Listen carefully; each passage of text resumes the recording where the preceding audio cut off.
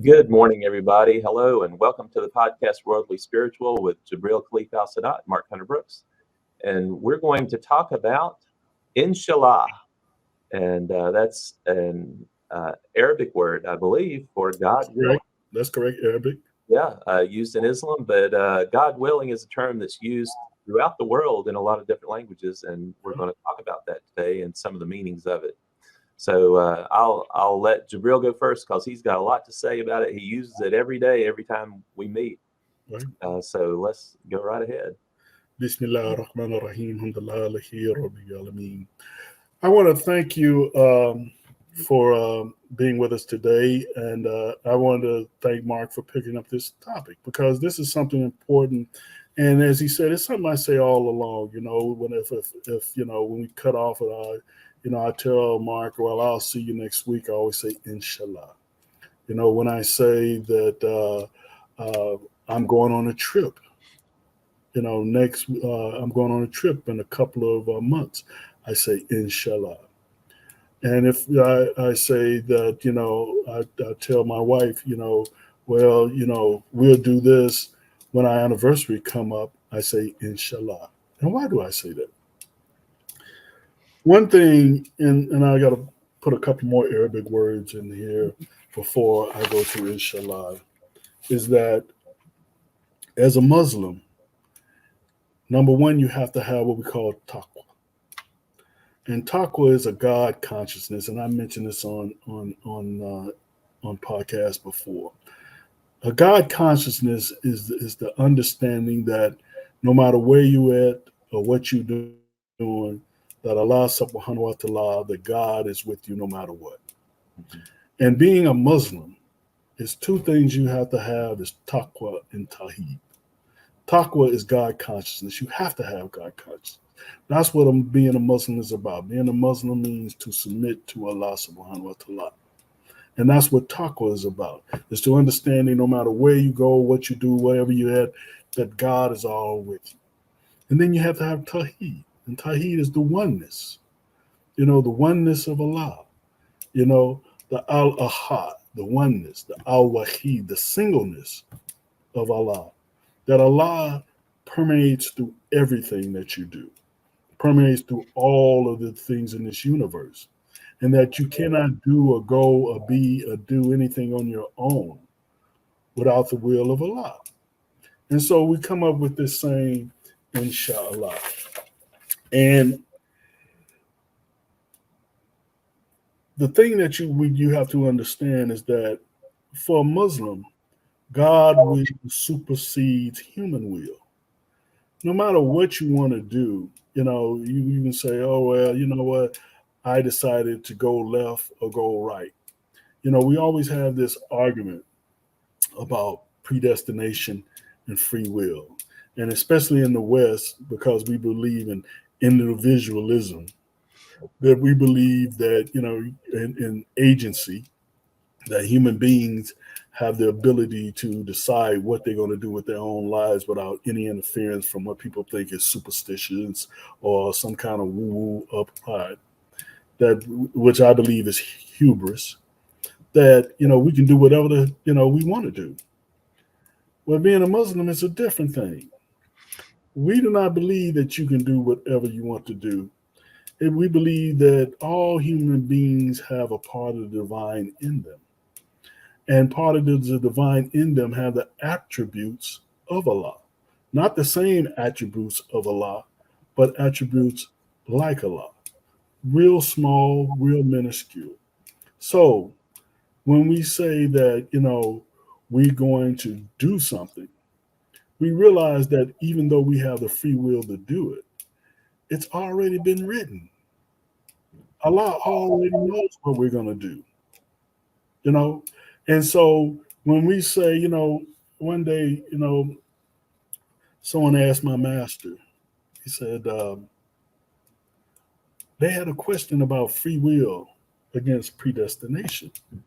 And predestination is one of the six subjects of our creed, which we call Akida. And so the things that you have to believe in. So he was asking about predestination, and he was a Westerner, and he couldn't understand that because he believed in free will. So he said, Master, if I come to a fork in the road, he said, what if I decide to go to the right? And the master looked up and he looked at him and he said, predestination. And then he said, well, Master, what if I decide to go to the left side of the road? And the master looked at him again and said, predestination. And the disciple didn't understand. But I understood, not because I was smarter. It's because I understood that no matter what road you take, is the road that you're supposed to take. We have the free will to choose which way we go. But because the infinite, because Allah is so powerful, that all this stuff is written down before us. Then you say, well, Jibril, if Allah is so powerful and so smart, then how do we decide to do bad things? And if Allah is good, how doesn't Allah help us do, good things or stop us from doing bad things? It's because Allah don't allow you to do bad things. Allah don't allow you to do good things. You just do things. You have a choice of what you do. You can label it later on. But that's your choice. That's your free will. Because Allah already knows what you want to do. What is good? Good is the things that we do to help others. What is evil? Evil is the absence of good. What you do that don't help your fellow man is evil. And so when you talk about, inshallah, about why do we talk about, what God wills, is because as a Muslim, we believe God wills everything. Mm-hmm. When I get up in the morning and do what I do and say my prayers, till I go to bed and say my Isha prayers and go to bed, or say Weird at night, my real prayers at night, Allah is everything. That's why we stop 5 times during the day to remember who we are, what we are, and who truly rules us and helps us through this human life, this finite life. So how can you say what's going to happen in the future? Are you clairvoyant? Are you a psychic? How can you say, you cannot even say, I'm going to get up in the morning and be sure that's going to happen. So when I kiss my wife at night and tell her I'll see her in the morning, I say, inshallah, God willing. Because you don't know whether you're going to get up in the morning. You can't predict the future. You can't even predict 1 minute or 1 second from now what's going to happen.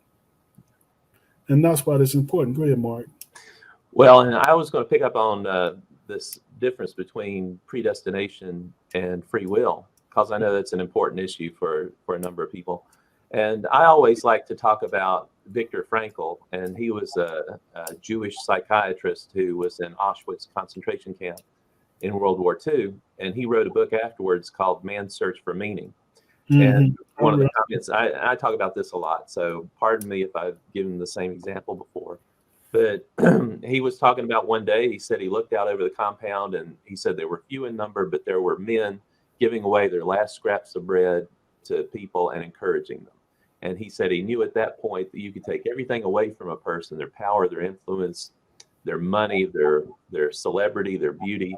You can take everything away from them except the way they choose to respond to any given situation.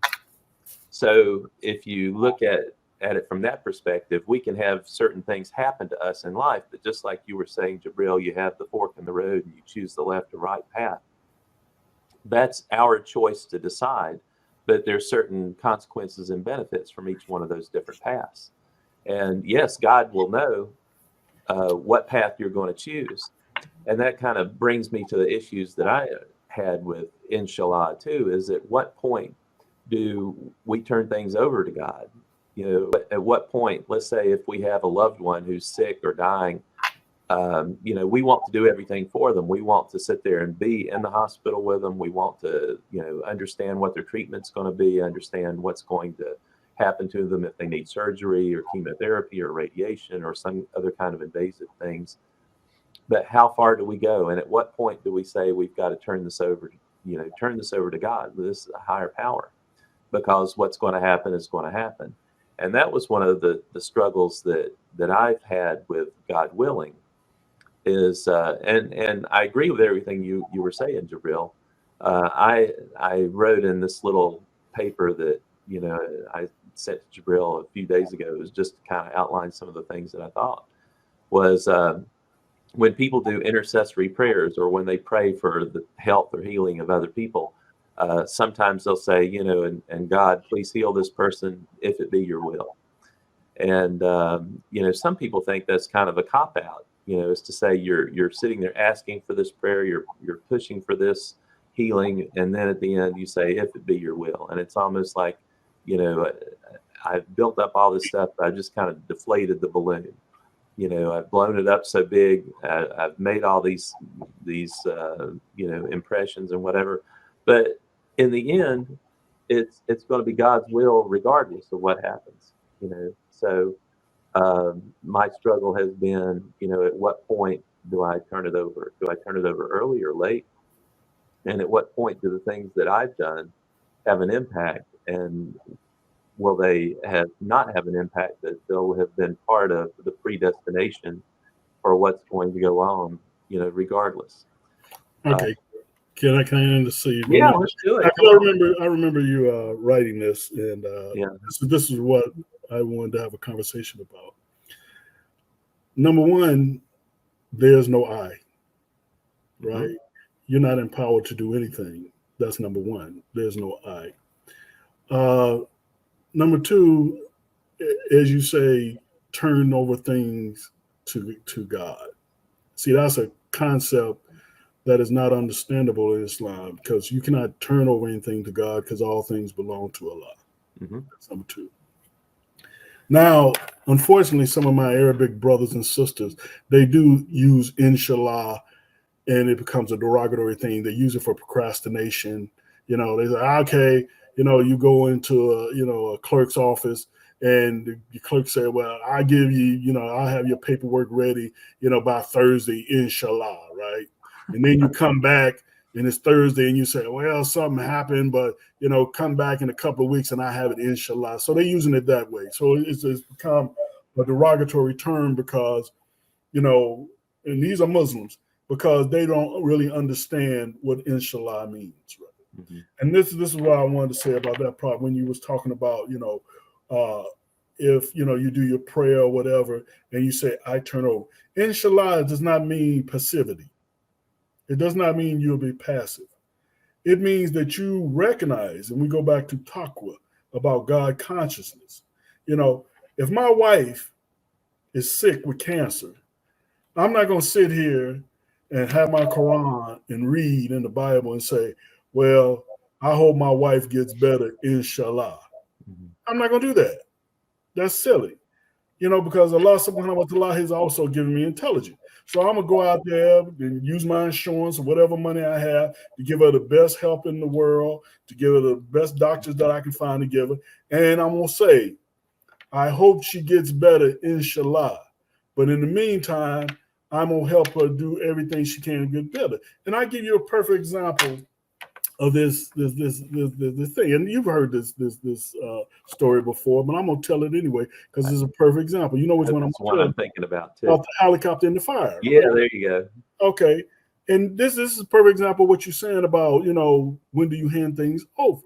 Because you have to recognize the things. If you God conscious, if you have taqwa, right, then you realize that Allah has put things in your way to help you, mm-hmm.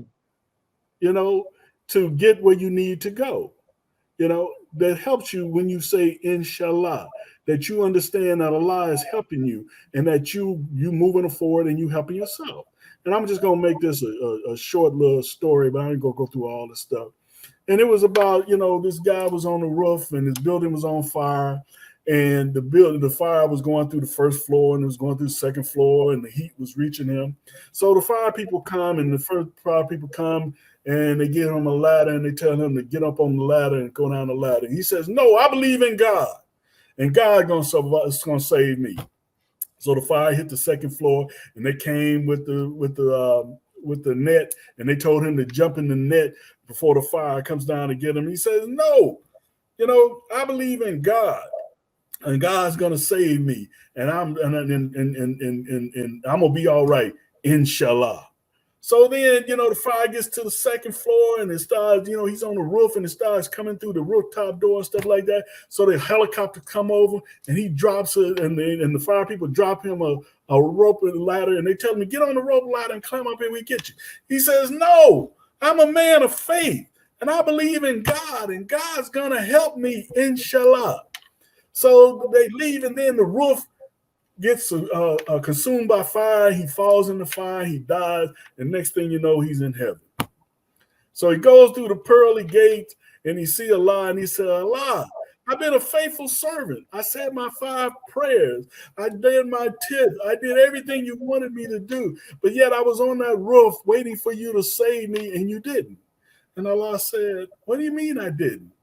I sent you a ladder. I sent you a net. I sent you a helicopter. But you was too stupid to use any of them." And that's the thing about inshallah.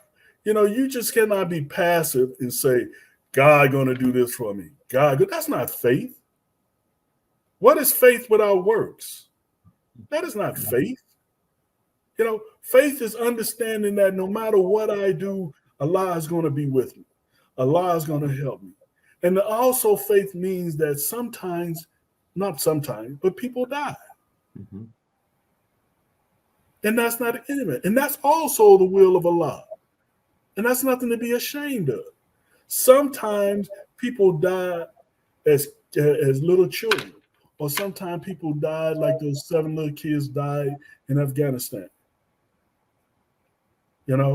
Because of some idiot in Arizona pushed a button and threw a bomb and killed those kids there. Now, does it mean that those kids are going to die that way? No. But it meant those kids, maybe their time was up. We all have a time that as Muslims we believe is written down in a book.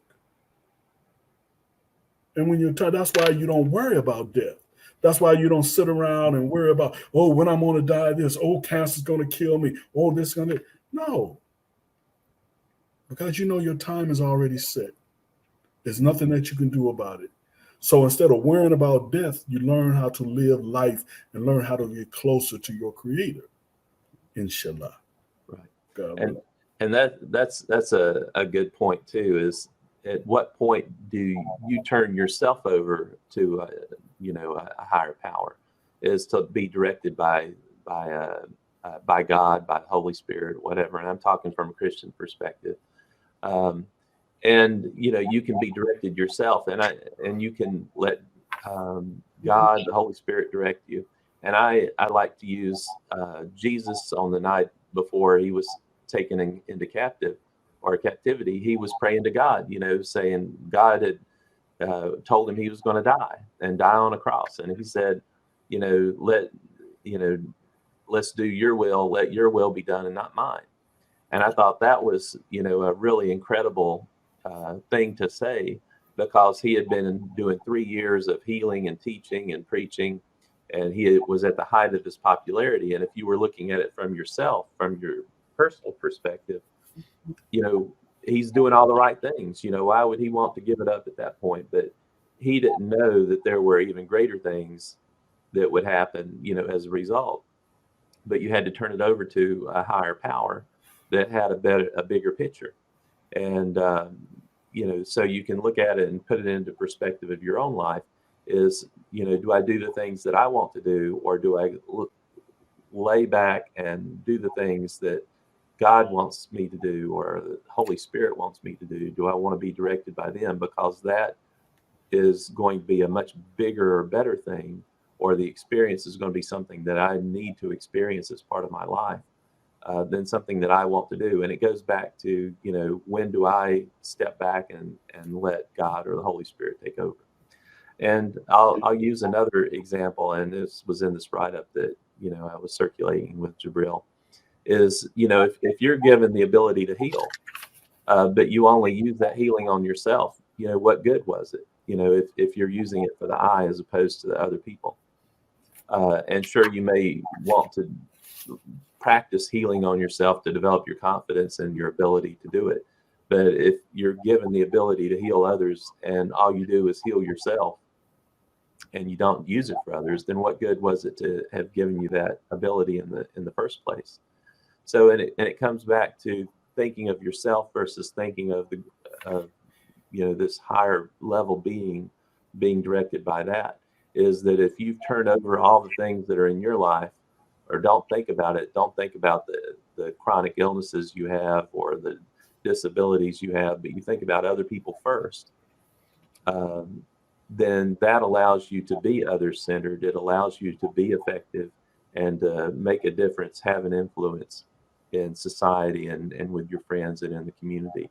But if you're thinking of yourself first, then that really cuts the ability for you to have that impact on others. And I think that's really one of the important things that we need to think about as we live our life, is what impact we have on others. But to have a greater impact, it's the less you're thinking about yourself, turning those things over to God.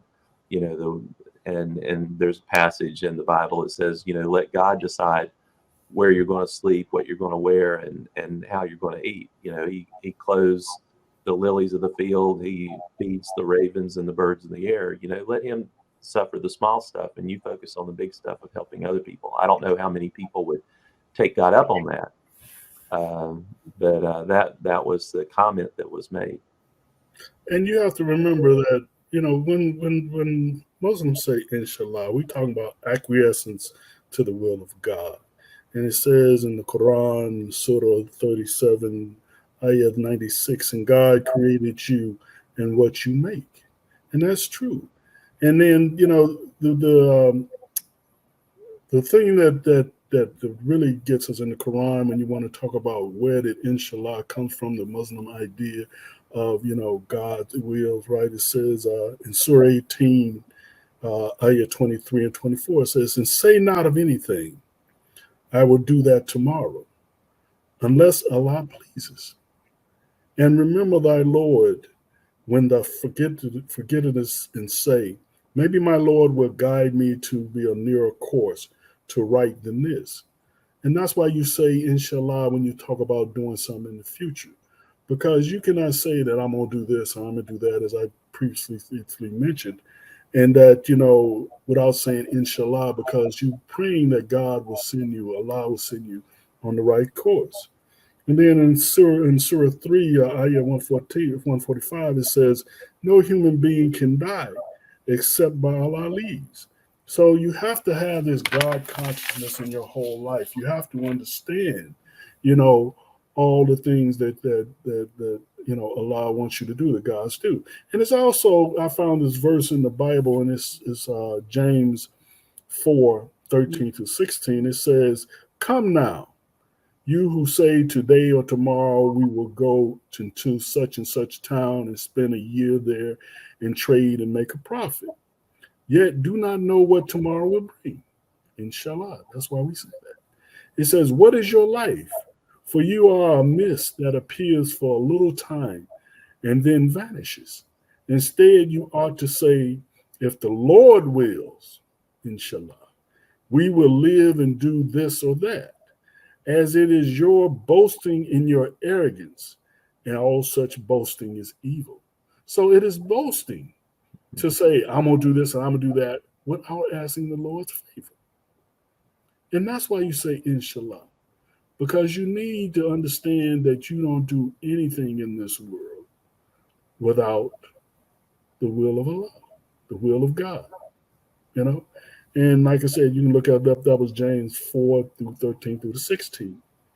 And the human lack of control regarding events of the future and the necessity to understand that God's will shall ultimately prevail no matter what. No matter what you do, you can say, oh man, the greatest thing I ever had is when I graduated from undergraduate and graduate school. And I was like, first thing I was like, man, I did it. And then I stopped myself. Because I was hubris. And I said, thanks a lot. Thanks for giving me the intelligence to do this.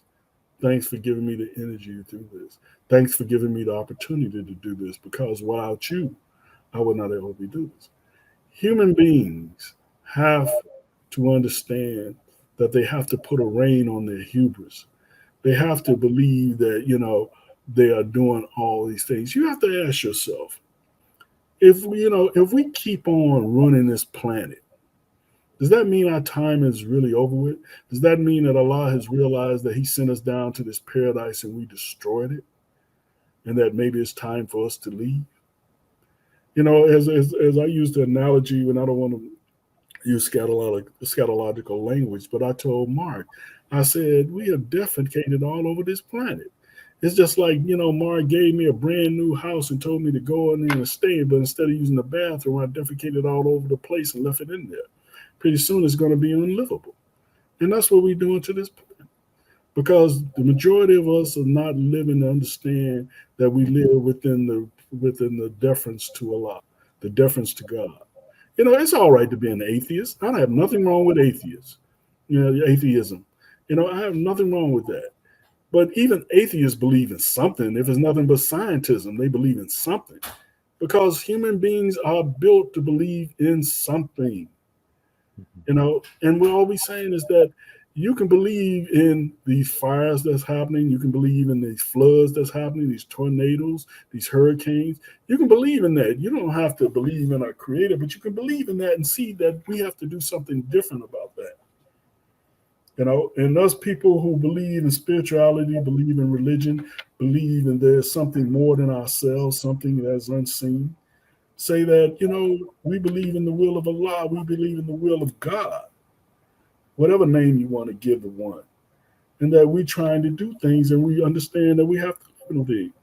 Now, belief that God controls everything and that the citizens have no control or no central control over their own destinies. We don't. We like to believe, because we live in an age of quote unquote enlightenment, which it isn't, an age of scientism, which it isn't, that we control everything. That's our hubris. That's our arrogance. That's because we're controlled by an ego that has that big I on it. I. And we can't separate ourselves from that to understand that is more in this universe than whomever we think we are. It always goes back to that thing saying, know thyself. There's a lack of knowledge of oneself that makes us have our hubris and our arrogance to do the things that we do. And one of the few things I want to say is, how do we get this word in the lexicon from Arabic, right? In means if.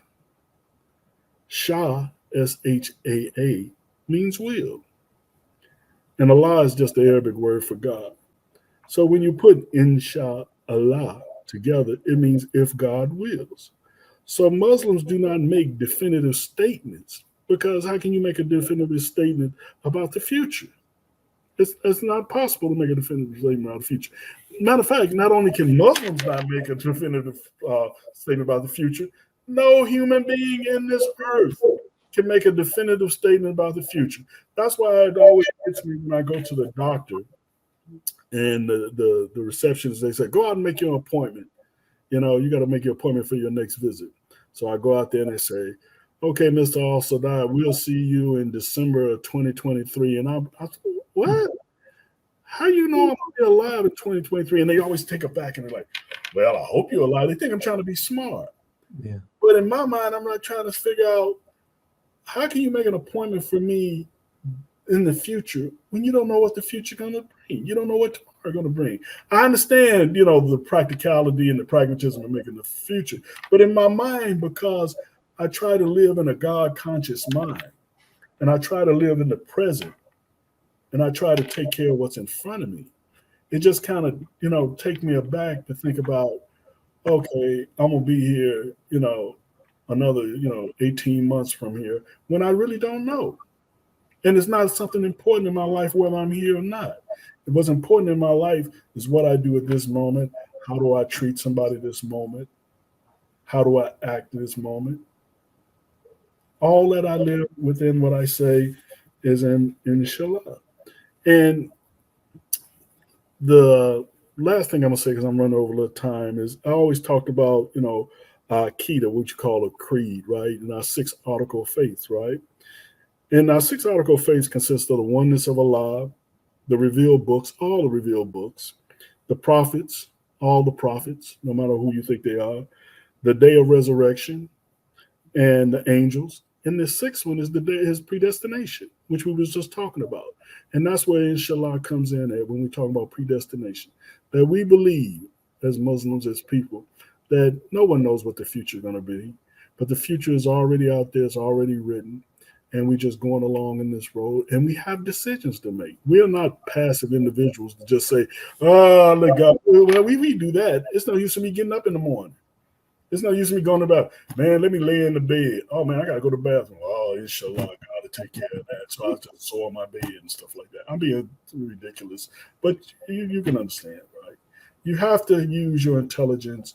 You have to use pragmatism. You have to be God conscious and understand, what you have to do. Like Marx was saying about the person being sick. Yes, you say God will, but you have to do everything you can do to save that person, because God also gave you an intelligence, gave you different things that you can do within your power. Because always remember, Allah has attributes and we have the same attributes. They're just much smaller. And we have to use our attributes and our limitations as much as we can, because that's what Allah gave it to us. That's why God gave it to us. And that's all I have to say. There you go. Well, we hope we've given you some things to think about, and we hope you've gotten some things that you haven't thought about before, and hope you can benefit from them. So we'll look to see you again, inshallah, God willing, on Worldly Spiritual. It's Jibril Khalif Al Sadat, Mark Hunter Brooks. Masalam. See you again. Take care.